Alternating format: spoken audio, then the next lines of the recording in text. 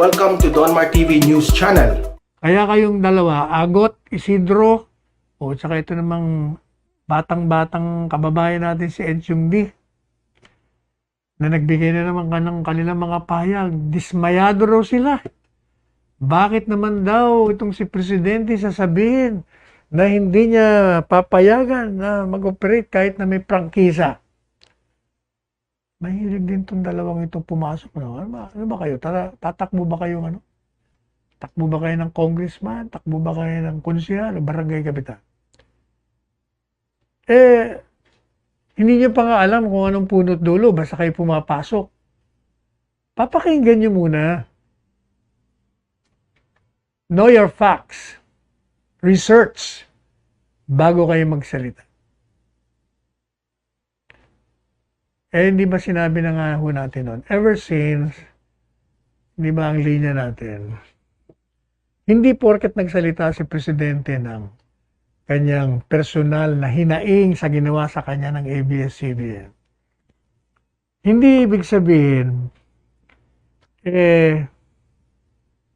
siya ang magiging dahilan ng hindi pag-renew. Sapagkat, di ba sinabi na natin, hindi naman siya magbibigay ng renewal ang Kongreso. At sabi natin, sinasabi kasi, hindi, ang Kongreso, sino ba may hawak niyan? Di ba si Presidente? Diyos. Yun siguro nung mga panahon ni Marcos, panahon ni Macapagal, dating Macapagal, kahit lahat ng mga dating Presidente. Pero kung titingnan nyo, susuriin nyo, itong si Presidente Duterte, hindi ho nakialam sa Commission on Appointments. Hindi ho ba lahat ng mga nominado ng Presidente noong mga nakarang administrasyon na members of the Cabinet, pag na-nominate at na-appoint, sigurado approve. Wala na. Wala ka nang puproblemahin. Pero tingnan nyo si Presidente. In-appoint niya. 4 o 5 yata ang hindi na-aprobahan. Isa dun sino ito? Si Gina Lopez.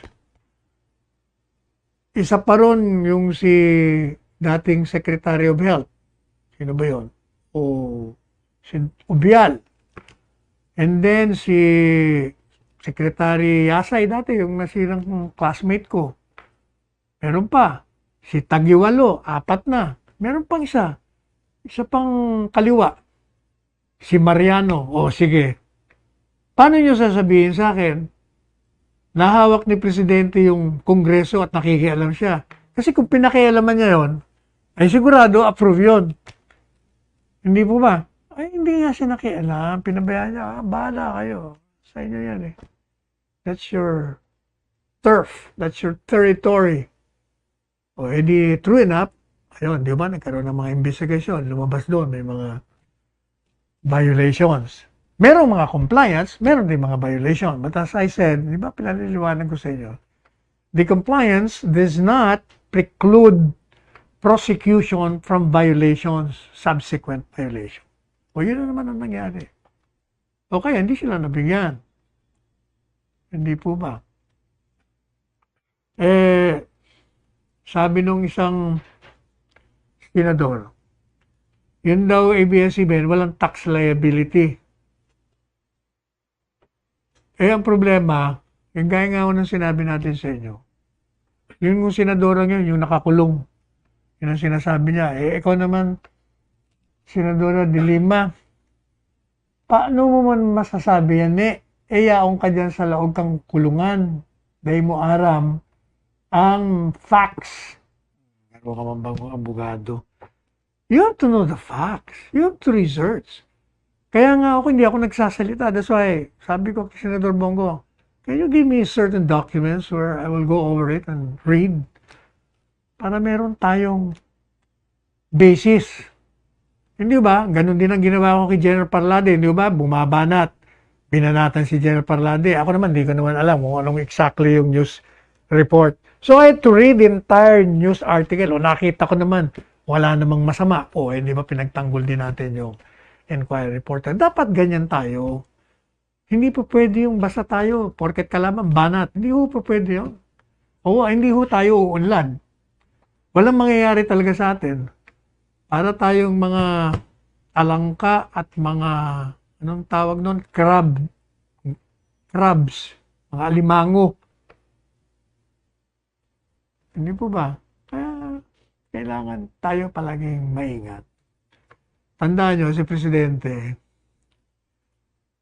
not because he is President, you will deprive him of his right to express his own views also, or his own thoughts or insights, or his displeasure or disagreement with certain things. Pero hindi ibig sabihin, pinakikialaman niya ang Kongreso. Ilan ba ang miyembro ng Kongreso? 300? Mario Jose, paano mo naman makokontrol yun? May kanya-kanya sarili. Diyan lang sa Senado, 24 lang sila. Hindi pa sila nagkakasundo eh. Hayaan nyo na. Pabayaan natin tumakbo yung proseso. Palagi yung si Presidente, tandaan nyo si Presidente, ito ang tanda niya ng Presidente. This President cannot tolerate any kind of oppression. Yung pang-aapi, ayaw niya yan. This President, Rodrigo Roa Duterte, cannot tolerate also corruption. Pero, hindi porket sinabi mong corrupt yung ganito, paniniwalaan ka agad ni Presidente, abogado yan eh. Lahat ng abogado, nag-iisip, papaimbestigahan niya muna yan, silently, secretly. At pag nakita niya na merong probable cause, yari ka sa kanya. Ayaw rin ng Presidente ng droga. Naku, hate na hate niya ho yan, yung drogang yan. Ayaw niya rin ng kriminalidad. O, kita niyo yung Davao, once the hotbed of criminality and rebellion, look at it now because of him.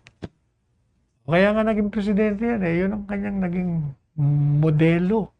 Kaya humanga ang sambayan ng Pilipino. Kaya yun yung kaugnay dun sa revival ng prangkisa. Sinasabi naman ni Speaker Lord Alan Velasco, mukhang wala na tayong oras dyan. Dami nating inaasikaso. Siguro sa susunod na kongreso nyo na lang pag-usapan yan. Sabi niya, we have a lot of things to do and we have to finish yung mga priority measures ng Duterte administration para matulungan natin to si Presidente. Ma-fulfill niya yung kanyang mga promesa sa kanyang kampanya bago dumating yung 2022 elections. And on top of that, sabi ni Speaker Alan, we would like to see the passage of Bayanihan 3. Pati na yung ibang economic bills para ma-rebuild natin, mabuhay uli natin yung ating Philippine economy. Na alam naman natin sinira nitong pandemya para ma-rebuild natin yung buhay ng ating mga kababayan. Yan naman daw mga dating hearing sa House. Matagal na at malalim yung diskusyon dyan. Kaugnay sa prangkisa ng ABS-CBN. At kung anumang mga naging paglabag nito sa saligang batas, lalo na sa foreign ownership, pati yung paglabag sa mga labor laws, at pati na yung paglabag din sa terms ng legislative franchise. So, hayaan na po natin ng Kongreso. Samantala, itutuloy daw nila dyan sa House of Representatives yung sinimulang investigasyon. Kasi ito actually may investigasyon na po rito sa sinasabing tax liability ng ABS-CBN. Yung pong Lopez Group of Companies may utang daw sa DBP. Kaya tutuloy, basta alam nyo, tuloy nyo na lang ang investigasyon. Kung anong totoo, hindi ilabas nyo. Kasi sinasabi naman ng Lopez Holdings Corporation, wala naman kaming unpaid obligations. So, dapat, alam nyo, sa batas, the one who alleges must prove. Since sinasabi natin na may tax liability ang ABS-CBN, o prubahan. Kaya nga nagkakaroon ngayon ng investigasyon sa House. Para malaman natin. Magkaalaman na. Samantala, yung Court of Appeals naman, meron nung demanda na nakabinbin sa kanila na dinismiss nila yung petition o yung appeal ng ABS-CBN kaugnay naman sa dalawang empleyado nila na dinismiss nila ng labag sa batas. Nanalo yung, madali sabi, nanalo yung dalawang empleyado. Nag-apila sila. Pero denied for lack of merit yung certioraring final nila. Ito yung mga empleyado rito, si Ellen Lagat at si Munet Soriano. Kasi daw, illegally dismissed sila, hindi pa sila binayaran ng overtime, wala pang 13-month pay, wala pang incentive leave pay, wala pang holiday pay, pati attorney's fees, wala. O kaya, sabi ng Court of Appeals, denied. Sapagkat ang broadcasting ABS-CBN daw nabigo to discharge his burden of proving that the National Labor Relations Commission, na nanalo sila ron committed a grave abuse of discretion. Kaya dinina yung petition ng certiorari questioning the decision of the NLRC. O naalala tuloy natin, meron tayong nabasa at nagpadala sa atin yung 13-month pay yata o yung sa Channel 13. Ako, nagre-reklamo din yung mga empleyado sa Channel 13. Di ba government station ng Channel 13? Kaya, ang ginawa ho natin nirefer natin sa PCOO. Kung ano na nangyari doon sa kaso yun. Yung mga problema ng Channel 13 employees. Bakit kasi hindi pa pagbili itong Channel 13 ito sa pribado para magamit? Parang hindi naman nagagamit. Parang white elephant ito. Siyempre, you have to maintain the studio.